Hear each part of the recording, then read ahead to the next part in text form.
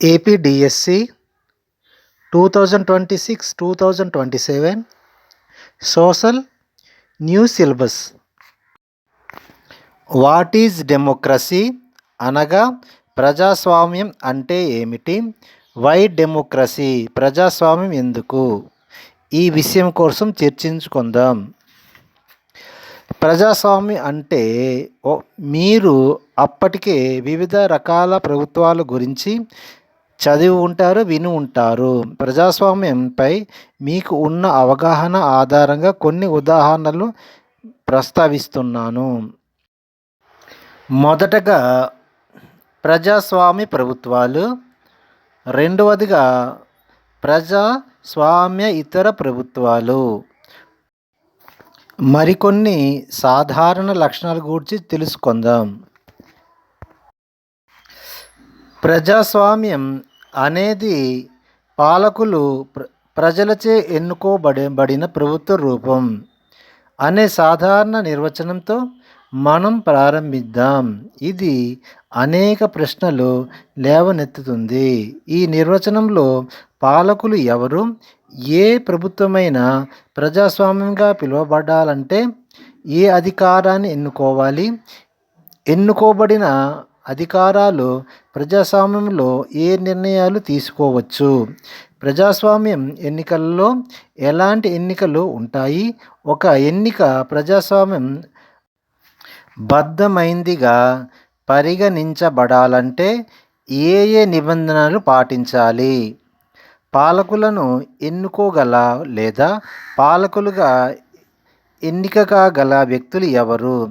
ఇందులో ప్రతి పౌరుడిని సమాన హోదాలో చూడాలా?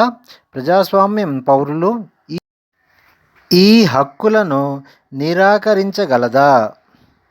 చివరిగా ప్రజాస్వామ్యం అనేది ఏ రకమైన ప్రభుత్వ రూపం?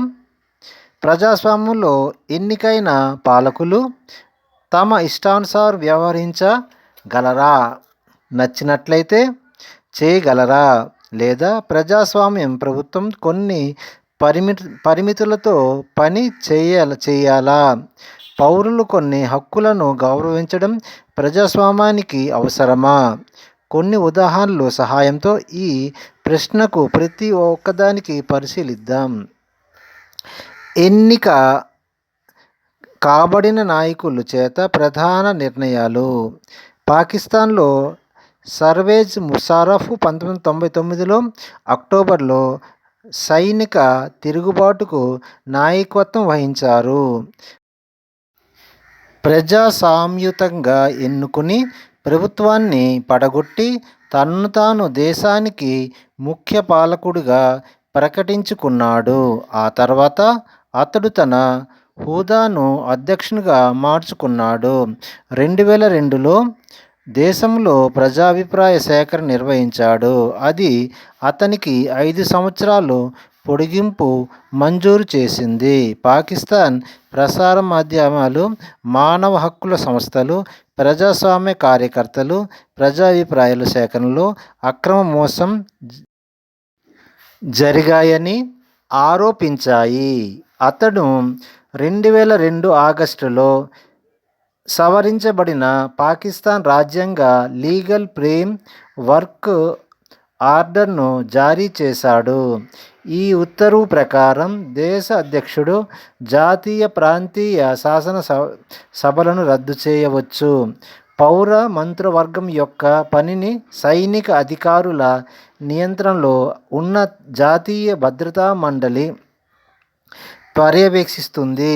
ఈ చట్టాన్ని ఆమోదించిన తర్వాత జాతీయ, ప్రాంతీయ శాసనసభలకు ఎన్నికలు జరిగాయి. తర్వాత పాకిస్తాన్లో ఎన్నికల ద్వారా ఎన్నికైన ప్రతినిధి కొన్ని అధికారాలు ఇవ్వబడ్డాయి. కానీ అంతిమ అధికారం సైనిక అధికారులు మరియు జనరల్ ముషర్రఫ్కే ఉంటుంది. జనరల్ ముషర్రఫ్ నేతృత్వంలో పాకిస్తాన్ను ప్రజాస్వామ్యం అని పిలవకపోవడానికి ద్వారా చాలా కారణాలు ఉన్నాయని స్పష్టమవుతుంది. అయితే వీటిని ఒకదానిపై దృష్టి పెడదాం. పాకిస్తాన్లో పాలకులు ప్రజలే ఎన్నుకోబడ్డాయని మనం చెప్పుకోగలమా? దాదాపు చెప్పలేము. ప్రజలు జాతీయ ప్రాంతీయ శాసనసభ్యులకు ప్రజాప్రతినిధులను ఎన్నుకొని ఉండవచ్చు. కానీ అలా ఎన్నికైన ప్రతినిధి నిజమైన పాలకుడు కాడు. వారు అంతిమ నిర్ణయాలు తీసుకోలేరు. అంతిమ అధికారం ప్రజల ఎన్నుకోబడిన సైనికుల అధికారులు జనరల్ ముషర్రఫ్కే ఉంది. వారిలో ఎవరు ప్రజలచే ఎన్నుకోబడలేదు. అనేక నియంతృత్వాలను రాచరికములను ఇది జరిగింది. అక్కడ ఎన్నికైన పార్లమెంటు ప్రభుత్వం ఉంటుంది. కానీ నిజమైన అధికారం ఎన్నుకోబడిన వారు వద్ద ఉంటుంది. కొన్ని దేశాల్లో నిజమైన అధికార స్థానాల్లో ఎన్నికైన ప్రతినిధులు కాకుండా కొన్ని బాహ్య శక్తులు చేతులలో ఉంటుంది. దీనినే ప్రజలు అని అనలేము. ప్రజాస్వామ్యంలో తుది నిర్ణయం తీసుకునే అధికారం ప్రజల ఎన్నుకోబడిన వారికే ఉంటుంది. ఇది మొదటి లక్షణం. తర్వాత స్వేచ్ఛగా న్యాయంగా జరిగే ఎన్నికల పోటీలు. Free and fair electoral competition. చైనాలోని క్యాంగువో, రెన్మిన్, దబియావో, దహుయ్ నేషనల్ పీపుల్ కాంగ్రెస్ అని పిలువబడే దేశ పార్లమెంటు ఎన్నుకోవడం కోసం ప్రతి 5 సంవత్సరాలు ఎన్నికలు జరుగుతాయి. దేశ అధ్యక్షుని నిర్మించే అధికారం నేషనల్ పీపుల్ కాంగ్రెస్కు ఉంది. దీనిలో చైనా నలుమూలల నుండి ఎన్నికైన దాదాపు 33,000 మంది సభ్యులు ఉన్నారు. కొంతమంది సభ్యులు సైన్యంచే ఎన్నుకోబడతారు. ఎన్నికల్లో పోటీ చేసే ముందు అభ్యర్థికి చైనా కమ్యూనిస్టు పార్టీ ఆమోదం అవసరం. చైనీస్ కమ్యూనిస్టు పార్టీ లేదా దాని అనుసంధానంగా ఉన్న 8 చిన్న పార్టీల్లో సభ్యునిగా ఉన్న వారు మాత్రమే 2002, 2003లో జరిగిన ఎన్నికల్లో పోటీ చేసేందుకు అనుమతించబడ్డాయి. ప్రభుత్వం ఎప్పుడూ కమ్యూనిస్ట్ పార్టీ ద్వారానే ఏర్పడుతుంది.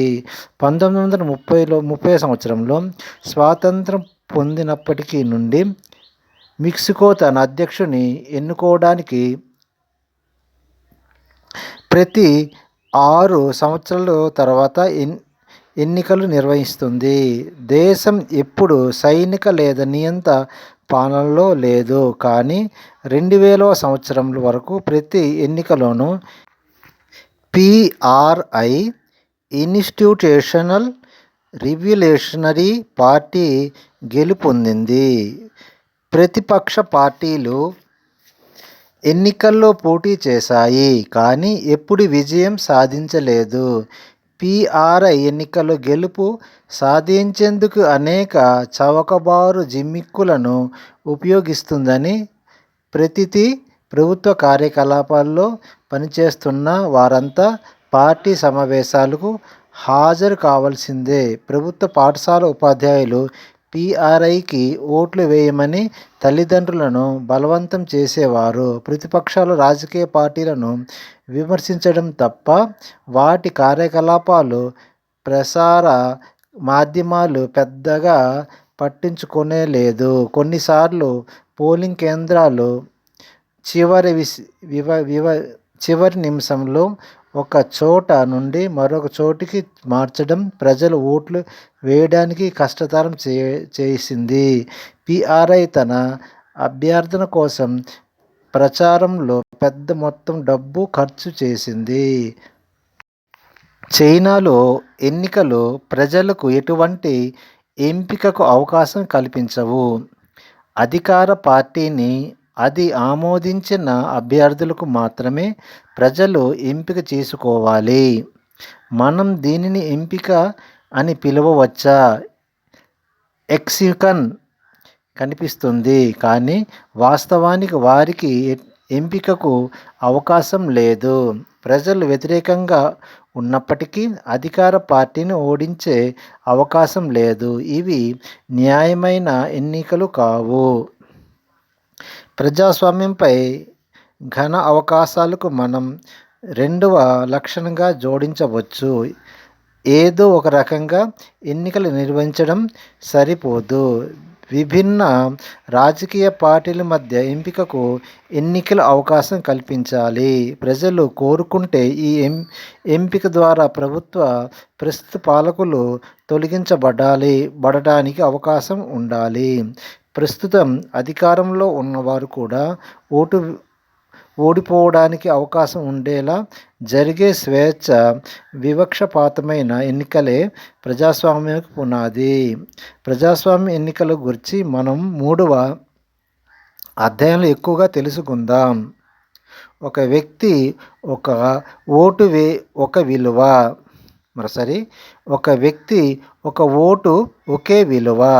ప్రజాస్వామ్యం కోసం పోరాడడం సార్వత్రిక వయోజన ఓటు హక్కు డిమాండ్తో ఏ విధంగా ముడిపడి ఉందో ఇంతకుముందు మనం తెలుసుకున్నాము.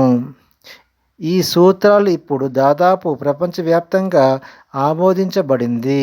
అయినప్పటికీ ఓటు హక్కును నిరాకరించే సందర్భాలు చాలానే ఉన్నాయి. 2015వ సంవత్సరంలో వరకు సౌదీ అరేబియాలో మహిళలకు ఓటు హక్కు ఉండేది కాదు. రష్యన్ మైనారిటీకి చెందిన వ్యక్తులు ఓటు హక్కును పొందడం కష్టంగా ఉండే విధంగా ఎస్టోనియా పౌరసత్వం నియమాలు రూపొందించింది. ఫిజ్లో భారత ఫిజ్మన్ ఓటు కంటే స్థానిక ఫిజ్ పౌర ఓటుకు ఎక్కువ విలువ ఉండేలా ఎన్నికల వ్యవస్థ ఉండేది. ప్రజాస్వామ్య రాజకీయ సమానత్వం అనే ప్రాథమిక సూత్రంపై ఆధారపడి ఉంది.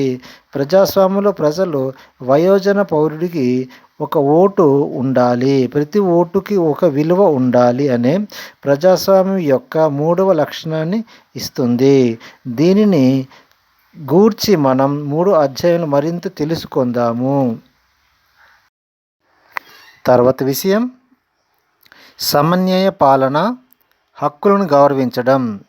జింబాబ్వే 1980లో శ్వేతజాతి మైనారిటీల పాలన నుండి స్వతంత్రం పొందింది. అప్పటి నుండి దేశ స్వాతంత్ర పోరాటానికి నాయకత్వం వహించిన జాను-పిఎఫ్ పార్టీ చేత పరిపాలించబడింది. దాని నాయకుడు రాబర్ట్ ముగాబే స్వతంత్రం వచ్చినప్పటి నుండి దేశాన్ని పరిపాలించాడు. ఎన్నికల సంఘం క్రమం తప్పకుండా జరిగే జాను-పిఎఫ్ పార్టీయే ఎల్లప్పుడూ గెలుపొందేది. అధ్యక్షుడు రాబర్ట్ ముగాబే ప్రజాదరణ పొందాడు, కానీ ఎన్నికల్లో అక్రమ పద్ధతులను కూడా అవలంబించాడు. సంవత్సరాలు గడిచే కొద్దీ అధ్యక్షుని అధికారాలను పెంచడానికి అతడు జవాబుదారీతనాన్ని తగ్గించడానికి అతడు ప్రభుత్వం అనేకసార్లు రాజ్యాంగాన్ని మార్చింది. ప్రతిపక్ష పార్టీ కార్యకలాపాలు వేధించడంతో పాటు వారిని సభకు అంతరాయం కలిగించేవాడు. ప్రభుత్వానికి వ్యతిరేకత జరిగే ప్రజా ప్రదర్శనలు చట్టవిరుద్ధంగా ప్రకటించబడ్డాయి. అధ్యక్షుని విమర్శ హక్కు పరిమితి చేసే చట్టం ఉండేది. టెలివిజన్, రేడియోలు ప్రభుత్వంచే నియంత్రించబడ్డాయి. అధికార పార్టీ వాదనలను మాత్రమే తెలియజేసేవి. స్వతంత్ర వార్తాపత్రికలు ఉన్నాయి, కానీ ప్రభుత్వానికి వ్యతిరేకంగా ఉన్న విలేకరులను ప్రభుత్వం వేధించేది. ప్రభుత్వానికి వ్యతిరేకంగా వచ్చిన కోర్టు తీర్పులను ప్రభుత్వం పట్టించుకోలేదు, న్యాయమూర్తులపై ఒత్తిడి తెచ్చింది. అతడు 2017లో పదవి నుండి బలవంతంగా తొలగించబడ్డాడు. ప్రజాస్వామ్యంలో పాలకులు ప్రజామోదం అవసరం అని జింబాబ్వే ఉదాహరణ తెలియజేసింది. అయితే అది సరిపోదు. జవాబు జనాదరణ పొందిన ప్రభుత్వాలు ప్రజాస్వామ్యమైన కాకపోయినా జనాదరణ పొందిన నాయకులు నియంత్రణలు కావచ్చు. మనం ప్రజాస్వామ్యాన్ని అంచనా వేయకుండా వాటి ఎన్నికలు గమనించడం ముఖ్యం. ఎన్నికలకు ముందు ఆ తర్వాత చూడడం కూడా అంతే ముఖ్యం. ఎన్నికల ముందు రాజకీయంగా వ్యతిరేకించబడడంతో సహా సాధారణ రాజకీయ కార్యకలాపాలు తగినంత అవకాశం ఉండాలి. దీనితో పౌరుడు యొక్క ప్రాథమిక హక్కులను, రాజ్య గౌరవం అవసరం చాలా ఆలోచించడానికి, అభిప్రాయాలు కలిగి ఉండడానికి, వీటికి బహిర్గతంగా వ్యతిరేకించడానికి, సంఘాలు ఏర్పాటు చేయడానికి, నిరంకుశ ఇతర రాజకీయ చర్యలు చేపట్టడానికి స్వేచ్ఛ ఉండాలి. చట్టం దృష్టిలో అందరూ సమానమే అంటూ ప్రతి ఒక్కరూ ఆమోదించి పాటించే స్వతంత్ర న్యాయ వ్యవస్థ ద్వారా ఈ హక్కులు రక్షించబడాలి. అలాగే ఎన్నికల తర్వాత కొన్ని విధానాలకు అనుగుణంగానే ప్రభుత్వాన్ని నడపాలి. ఎన్నికల్లో గెలిచినంత మాత్రాన ఒక ప్రజాస్వామ్య స్వతంత్ర ప్రభుత్వం తన ఇష్టానుసారం పనిచేయలేదు. అది కొన్ని ప్రాథమిక నియమాలను పాటించాలి. ముఖ్యంగా అల్పసంఖ్యలో కల్పించబడ్డే కొన్ని హామీలను గౌరవించాలి. ప్రతి ప్రధాని నిర్ణయం సంప్రదాయాలను పరంపరంగా ద్వారా జరగాలి. ప్రతి ఆఫీస్ బేరర్కు రాజ్యాంగ చట్ట నిర్దేశించిన కొన్ని హక్కులు మరియు బాధ్యతలు ఉండాలి. వీరిలో ప్రతి ఒక్కరూ ప్రజలకే కాక ఇతర స్వతంత్ర అధికారులు కూడా జవాబుదారీగా ఉంటారు. దీని గురించి మనం 4వ అధ్యాయం తెలుసుకున్నాము. ఇప్పటివరకు ప్రజాస్వామ్యం అంటే ఏమిటి, స్వామ్యం ఎందుకు అనే విషయాన్ని తెలుసుకున్నాం.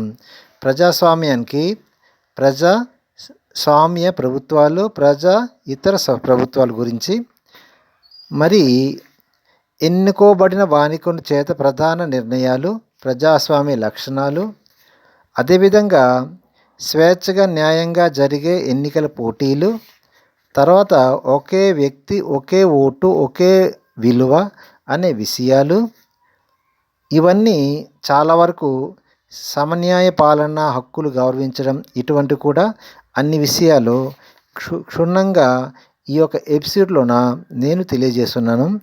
1కి 2 మార్లు విన్నట్లయితే అక్కడ ఏ విధంగా బిట్లు వస్తాయన్నది మనకు అర్థమవుతుంది.